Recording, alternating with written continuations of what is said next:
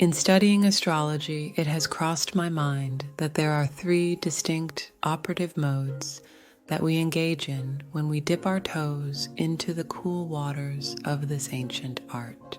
The first is observational, the second is predictive, the third is psychological, the fourth is intentional, observational. The first is correlating astrological movements with events that help us enrich and understand what is occurring in the world around us from the perspective of archetypal movements. Events in our lives and in the world seem random, but have astrological signatures. To go back and look at how they correlate to the movements of planets is thrilling and oftentimes times relieving. We go from just being ragdoll puppets thrown about by a washing machine of the uncaring universe to having a purpose. The purpose of experiencing the will of the universe God, or fate. This form of astrology allows us to be historians and sociologists, gaining understanding of human meaning. In Sumeria, over 1,000 years of clay tablets were kept observing how the Anunnaki, the sky gods, moved, their interactions, and what the results were from their movements. Astrologers are doing much the same now. For every celebrity or political event, we are posting our understanding based on the stars. Usually the results are really impressive. There is always a correlation that can be made. In doing so, we are not just proving astrology, but we are synthesizing living cultural events into the history of our society with insight that cannot be gleaned from ordinary commentary. Predictive, the ability to create a correlation between seemingly random life events and seemingly random movements of planets, stars, and asteroids, is why the next path of astrology is born, the path of prediction. For if the past correlates so well with these movements, how could astrologers not leap into believing their art can predict the results of the movements? But a warning to all who go down that path: God is in the details, as William Carlos Williams said. And trust me, Mars can mean many things in a chart. It is not just an angry man, although it is an angry man too. An astrologer should engage in the predictive, but with a detached mind at peace for whatever he may see within the chart. The predictive is a difficult proposition, and it is much like crossing a narrow mountain path, as one can fall off at any point and hurtle thousands of feet to a bloody mass of flesh and bone. Saying a definite thing will happen in the future is powerful magic. It wins accolades from clients and other astrologers, and oftentimes will bring fame to the visionary soul who peered into the void and pulled out a precise time and date when an event would occur. Even the masters, though, will fail at predictions, perhaps more often than accurately distill them. It is a function of the mind of those drawn to astrology that we quickly forget the failed predictions and remember with zeal the amazingly accurate forecasts. Truthfully, most astrologers are not dispassionate towards their powers of prediction, and therein lay a flaw of the art. For if we believe we can tell a person their future, do we then take a hand in shaping that future? This is a question I would like to address in the fourth topic of intentionality.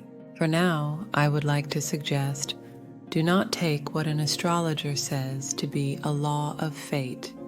Rather, take it as a guide, for you are found to have the capacity to shape the world as you travel through it, in the details at least, if not in the fullness. That being said, prediction in astrology is extremely powerful, for if you are coming upon a road that forks in two directions, most astrologers can lay out a parchment map before your feet and accurately describe the territory of each path, allowing you to decide your fate. Psychological, to antidote the prediction for prediction and preponderance of trouble. It has brought the astrological community over thousands of years. Alan Leo adopted a new form of astrology that was a reshaping of an old form. This was probably precipitated by him being charged and convicted for the crime of fortune-telling in England in 1914 and 1917. As a result, or perhaps encouraged by, he brought forth the form of astrology known as psychological astrology, and it works with the ideas within the mind, the subjective experience of being a human. The result is fantastic, as one can gain ever deeper insights into how one's psychology works from this experience. This lends itself to not just a Leo loves attention, but whole fields of alchemy, as we use astrology to dive deep into our conscious and unconscious motivations. When I say it is an ancient way of looking at astrology, for here and there you can see the threads through the millennia, where astrology was a form of initiation into understanding the human psyche and the soul, even if the preponderance of writings are more akin to recipe books for prophesizing doom to poor clients in a world that is meant to eat them. Instead, through understanding our minds by studying the archetypes of the planets and stars, we begin to see the eternal within. To fully do this, though, we have to acknowledge our co-creative presence within our own world. Participatory astrology. It is the art of being a conscious co-creator with the world and the waves or emanations that astrology symbolizes. We come to understand that we are not just predicting and observing the world through astrology. We are playing a magical part in its co-creation of the world. Humans express the will of the stars, and the stars express the will of humans. This is how an astrologer making a prediction can become part of how the prediction comes to fruition. By intentionally living our life in harmony with the cycles we are studying and observing in astrology, we gain a rich meaning that fulfills and aids us in becoming whole. We act as co-creators of the world with God, the divine, Buddha nature, or what have you. The principle is you act when it is appropriate and in an appropriate way. When you are meant to be grinding at the wheel of Saturn, you grind at the wheel of Saturn. When you are meant to delight in the lust of Venus, you delight in the lust of Venus. Taking everything appropriate for its time, you are intentional in the delightful drama of life through your mastery of understanding the cycles of time. The tools we have at our disposal for such mastery are electional astrology, horary astrology, and natal astrology. Learn them and use them, or rely on one who has learned and used them. All four aspects of the art are the sides of a square. This square helps us make order out of the universe. For as the great maxim of all esoteric thought expresses, as above so below, as within so without.